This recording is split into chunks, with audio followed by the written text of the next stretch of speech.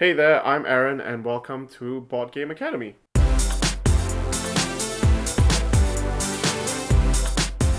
Here at Board Game Academy, we want to help you with the what, how, where, when, and why of the board gaming world. In episode 1, we talked about what is a board game and looked at some of the different categories of board games. Now in episode 2, Gateway to Gateway Games, we will be answering the narrower question of what is a gateway game. So, gateway game is a pretty common term used in board gaming circles. Very simply put, a gateway game usually refers to a very simple game that is easy to teach and used to introduce new players to the hobby. The other definition of a gateway game is also just whatever game that got you interested in the hobby in the first place. The definition of gateway game is thus quite broad, and it is my personal opinion that any game could be a gateway game to the right person. You just need to think about that person before you introduce them to any game. For some people, it's best to start them off and ease them into the hobby with something that's less complicated. But for others, those kinds of games might be too straightforward and they may be more attracted to something that has more interactions and combos. Other people may be interested in the theme or the artwork of the game and will be willing to sit through a little bit more rules explanation to get to an interesting game. That being said, there are a bunch of different games that often get recommended as good gateway games. These gateway games tend to have the same kind of common traits, and thus they get lumped in together as a category of gateway style games. What are some examples? Good examples are things like Settlers of Catan here, Ticket to Ride for strategy games, Seven Wonders, Airlines Europe. These are all good introductory gateway games. Also, we have the cooperative game in Pandemic and Forbidden Desert. There's also social games like The Resistance and party games like Dixit, or the French call it Dizzy. And these are all really different styles of gateway games that you can explore. So the common traits in these games, called gateway games, are that most of them tend to be pretty short.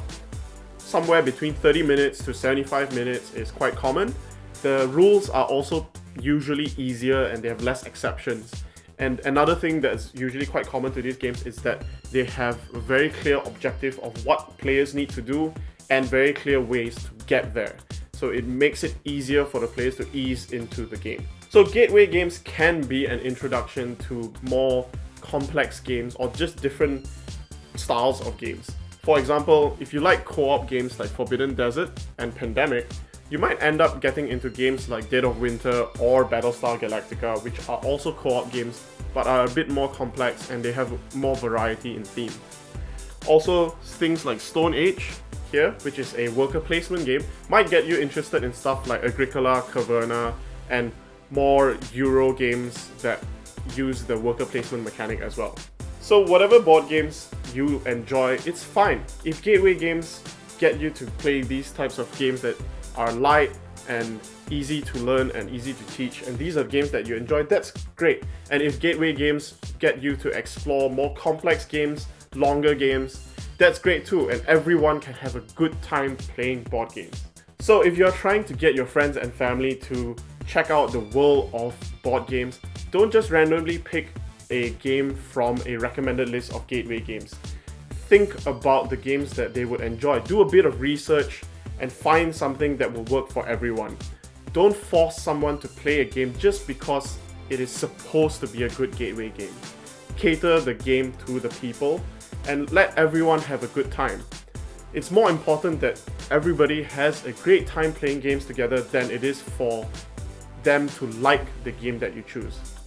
And sometimes the best way to get people interested in board games is to just show them other people having fun and enjoying these board games in a group. That's why the web series Tabletop is so popular and successful in introducing people to board games, because it just shows people having fun playing board games with their friends. So in summary, gateway games are just fun games that you use to introduce other people to the board gaming hobby. Share your love with people through the games that you love. So that's it for this episode. Thanks so much for watching. Join us next time as we talk about researching and buying games. You can also subscribe for more videos, and you can check out theactionpointspodcast.com, where there will also be other articles about board games, and you can share with us what gateway games you enjoy or what games got you into the hobby. I also run a podcast there which talks about board games and other geeky hobbies. That's all, and play more games.